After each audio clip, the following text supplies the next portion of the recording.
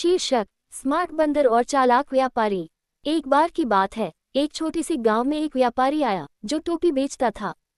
वह अपनी टोपियां बेचने के लिए दूर दूर तक घूमता था। एक दिन दोपहर के समय वह एक जंगल से होकर गुजर रहा था। गर्मी बहुत तेज थी, इसलिए उसने सोचा कि थोड़ा आराम कर लिया जाए। उसने एक पेड़ के नीचे बैठकर अपनी टोपियों की गठरी रखी और थोड़ी देर के लिए सो गया। जब वह जागा तो देखा कि उसकी सारी टोपियां गायब हो चुकी थीं। वह परेशान हो गया और इधर उधर देखने लगा।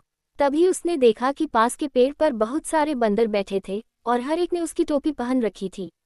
ये देखकर व्यापारी को बहुत गुस्सा आया, लेकिन वह कुछ कर नहीं पा रहा था। उसने उन्हें डराने की कोशिश की, पर वे बंदर नकल करने में माहिर थे।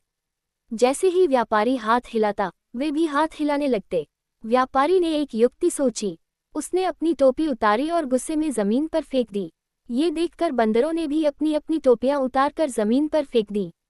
व्यापारी ने तुरंत सारी टोपियां समेट ली और गठरी में बांध ली। वह खुशी खुशी गांव की ओर लौट गया।